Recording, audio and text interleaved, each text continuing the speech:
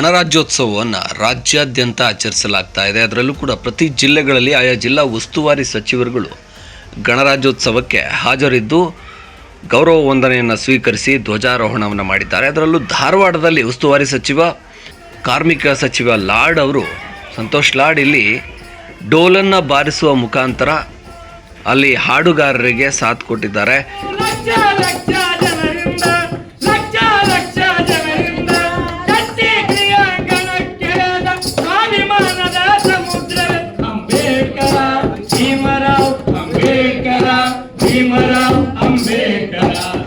ಈ ಗಣರಾಜ್ಯೋತ್ಸವದ ಅಂಬೇಡ್ಕರ್ ಅವರ ಸಂವಿಧಾನ ಹಾಗೆ ದೇಶದ ಗಣರಾಜ್ಯೋತ್ಸವದ ಸ್ಮರಣೆಯನ್ನು ಮಾಡ್ತಾ ಇರುವಾಗ ತಾವೇ ಸ್ವತಃ ಮುಂದಾಗಿ ಡೋಲು ಬಾರಿಸಿದ್ರು.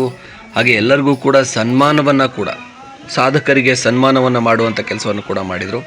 ಸದಾ ಆ್ಯಕ್ಟಿವ್ ಆಗಿರುವಂಥ ಶಾಸಕರು, ತುಂಬ ಡೌನ್ ಟು ಅರ್ತ್ ಅಂತ ಹೇಳಿ ಕರೆಸ್ಕೊಳ್ಳುವಂಥ ಸಂತೋಷ್ ಲಾಡ್ ಅವರು ಉಸ್ತುವಾರಿ ಸಚಿವರಾಗಿ ಗಣರಾಜ್ಯೋತ್ಸವದಲ್ಲಿ ಭಾಗವಹಿಸಿ ಎಲ್ಲರನ್ನೂ ಕೂಡ ಪ್ರೋತ್ಸಾಹಿಸಿ ಹುರಿದುಂಬಿಸಿ ತಾವೇ ಸ್ವತಃ ಡೋಲು ಬಾರಿಸ್ತಾ ಹಾಡಿನಲ್ಲಿ ಒಂದು ಹಾಡುಗಾರರಿಗೆ ಕೂಡ ಪ್ರೋತ್ಸಾಹವನ್ನು ಕೊಟ್ಟರು.